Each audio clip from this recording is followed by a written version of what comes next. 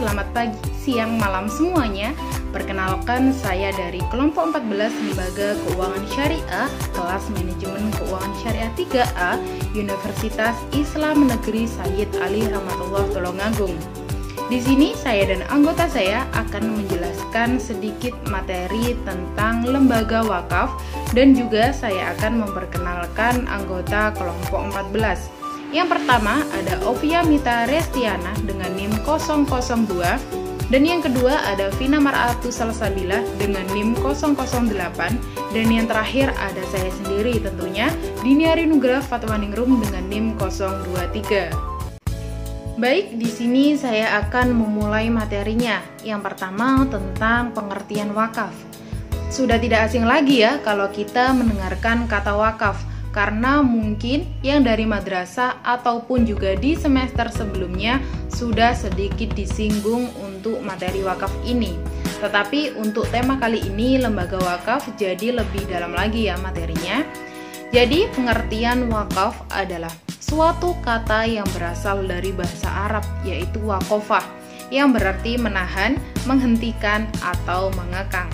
Apabila menurut istilah wakaf adalah menahan harta yang dapat diambil manfaatnya tanpa menghabiskan atau meneruskan bendanya dan digunakan untuk kebaikan. Sedangkan definisi wakaf dalam terminologi fikih adalah penahanan pemilikan atas hartanya yang dapat dimanfaatkan tanpa merubah substansi dari segala bentuk tindakan atasnya dan mengalihkan manfaat harta tersebut untuk salah satu ibadah pendekatan diri kepada Allah Subhanahu wa taala dengan niat mencari ridhonya.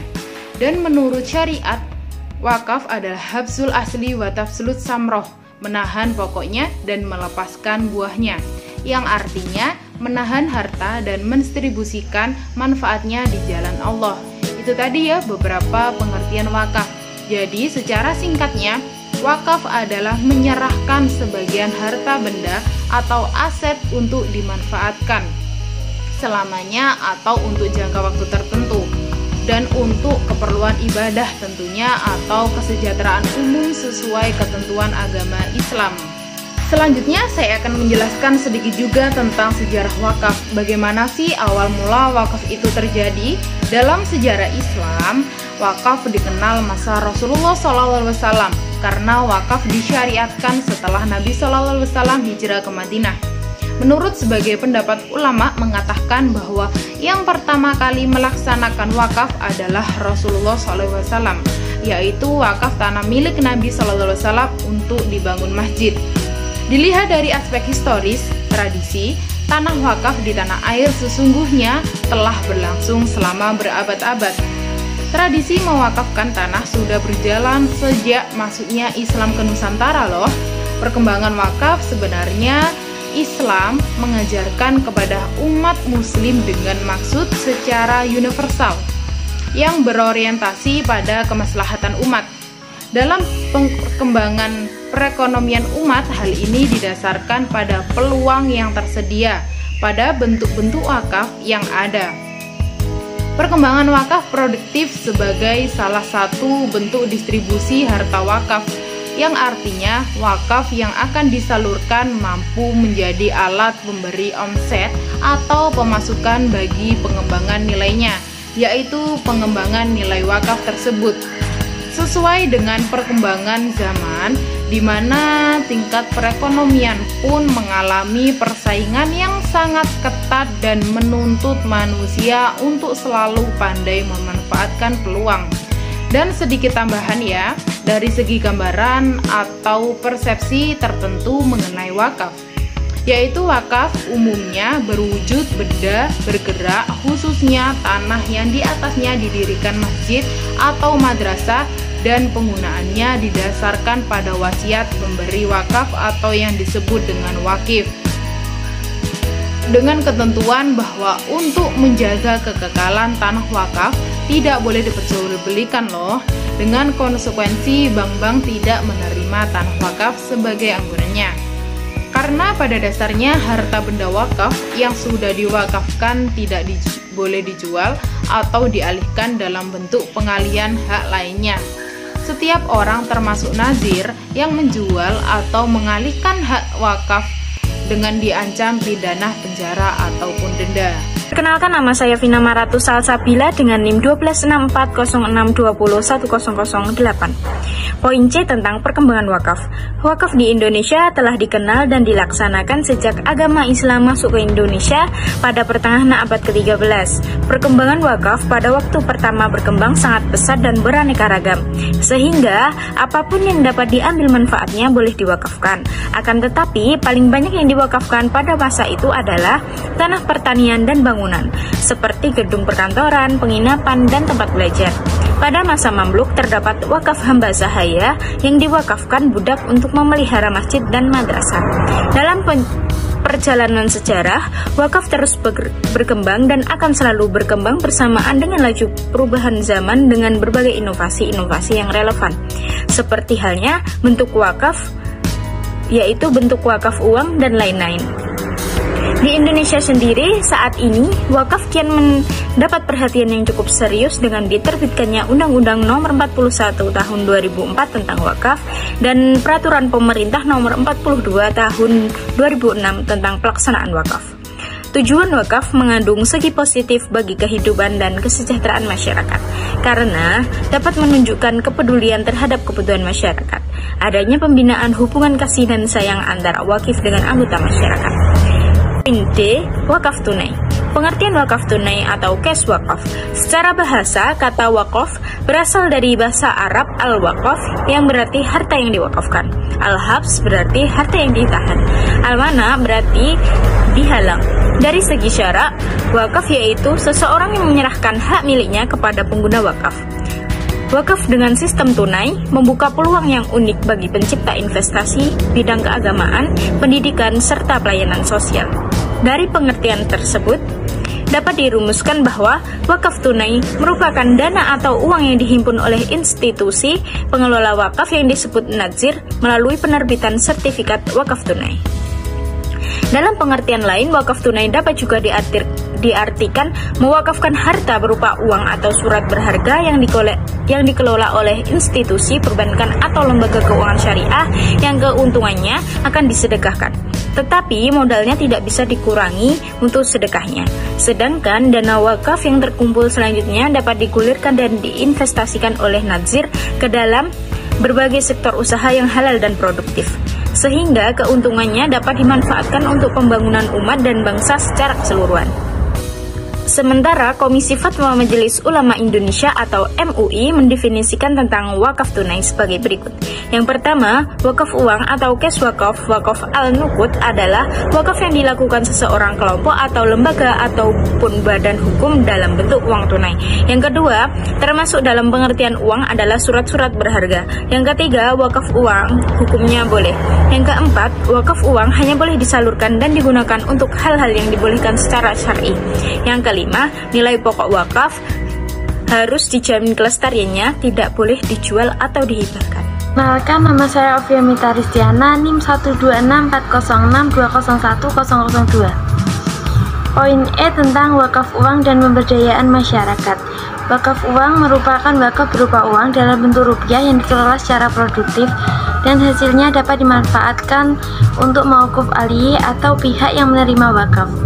Pada dasarnya, penghimpunan wakaf uang dilakukan dengan menyampaikan program pemberdayaan atau peningkatan kesejahteraan umat. Uang wakaf yang telah dihimpun merupakan harta benda wakaf yang nilai pokoknya harus dijaga dan wajib diinvestasikan pada sektor real atau sektor keuangan syariah dalam peraturan perundang-undangan. Investasi wakaf uang dimaksudkan untuk menjaga nilai pokok dan menghasilkan manfaat atau keuntungan untuk disalurkan kepada penerima manfaat wakaf atau program-program peningkatan kesejahteraan umat. Berdasarkan amandemen Undang-Undang Dasar 1945 secara eksplisit bahwa negara harus mampu memberdayakan masyarakat. Wakaf uang sebagai suatu gerakan baru dalam dunia perwakafan, terutama di Indonesia, mampu mengambil peranan yang signifikan dalam merancang program-program pemberdayaan masyarakat. Sebab tugas memberdayakan masyarakat bukanlah tugas pemerintah semata, namun sebagai elemen masyarakat harus turut serta dalam memberdayakan masyarakat. Program pemberdayaan masyarakat dapat dilakukan dengan sistem perwakafan. Hal ini sesuai dengan Undang-Undang Nomor 41 Tahun 2004 tentang wakaf yang telah mengamanatkan Badan Wakaf Indonesia agar mengelola harta benda wakaf yang berskala nasional maupun internasional. Sifat utama perwakafan mengharuskan kekal dan abadi pokok hartanya, lalu dikelola dan hasilnya disalurkan sesuai dengan peruntukannya yang sangat sesuai dan selaras dengan program sistem jaminan sosial atau asuransi. Dalam sistem pengelolaan wakaf uang tidak banyak berbeda dengan wakaf tanah atau bangunan. Nasir bertugas untuk menginvestasikan sesuai syariah dan satu syarat tertentu, yaitu nilai nominal uang yang diinvestasikan tidak boleh berkurang. Sedangkan hasil investasi dialokasikan untuk upah nasir maksimal 10% dan kesejahteraan masyarakat minimal 90%. Dalam ketentuan undang-undang terdapat dua model wakaf, yaitu wakaf uang dalam jangka waktu tertentu dan wakaf uang dalam jangka waktu selamanya.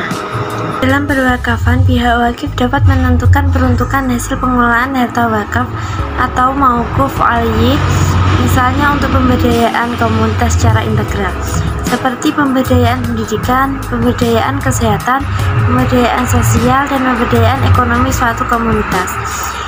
Demikian besarnya manfaat uang dari pemberdayaan masyarakat, perlu didorong suatu kesadaran masyarakat agar mampu berperan secara aktif dalam gerakan wakaf uang ini. Potensi dana yang cukup besar dari wakaf uang akan mampu memberikan kemaslahatan yang lebih besar bagi pembangunan umat dan kesejahteraan masyarakat. Badan Wakaf Indonesia atau BWI adalah lembaga independen untuk mengembangkan perwakafan di Indonesia yang dibentuk untuk berdasarkan Undang-Undang Nomor 41 Tahun 2004 tentang wakaf. Badan Wakaf Indonesia dibentuk dalam rangka mengembangkan dan memajukan perwakafan di Indonesia. Badan Wakaf Indonesia ini atau BWI dibentuk untuk membina nasir atau pengelola aset wakaf, agar aset-aset wakaf dikelola lebih baik dan lebih produktif sehingga dapat memberikan manfaat lebih besar kepada masyarakat, baik dalam bentuk pelayanan sosial, pemberdayaan ekonomi, maupun pengembangan infrastruktur publik. Lembaga Badan Wakaf Indonesia dibentuk tidak terlepas dari aspirasi masyarakat Indonesia yang mayoritas umat muslim sudah mengamalkan ajaran Islam, yaitu wakaf, dan menjadi adat di kalangan muslim seperti mewakafkan tanah untuk masjid dan fasilitas sosial lainnya. Menurut sejarah tentang praktik wakaf sudah ada sejak Nabi Muhammad SAW. Menurut sejarah, wakaf pertama adalah tanah Masjid Quba, lalu menjadi Masjid Nabawi. Badan Wakaf Indonesia atau BWI sedang berkedudukan di ibu kota negara dan dapat membentuk perwakilan di provinsi, kabupaten, atau kota sesuai dengan kebutuhan. Badan Wakaf Indonesia atau BWI memiliki tugas dan wewenang, yaitu yang pertama, melakukan pembinaan terhadap nasir dalam mengelola dan mengembangkan harta benda wakaf. Yang kedua, melakukan pengelolaan dan pengembangan harta benda wakaf berskala nasional maupun internasional. Yang ketiga, memberikan persetujuan dan izin atas perubahan peruntukan dan status harta benda wakaf. Yang keempat, memberhentikan dan mengganti nasir. Yang kelima, memberikan persetujuan atas penukaran harta benda wakaf. Yang terakhir, memberikan saran dan pertimbangan kepada pemerintah dalam penyusunan kebijakan di bidang perwakafan. Itu tadi sedikit pemaparan materi mengenai lembaga wakaf yang sudah dijelaskan oleh kelompok 14. Semoga materinya bisa dipahami oleh teman-teman semuanya. Apabila ada salah kata dari kelompok 14, mohon maaf yang sebesar-besarnya. Sekian dari kelompok 14. Wassalamualaikum warahmatullahi wabarakatuh.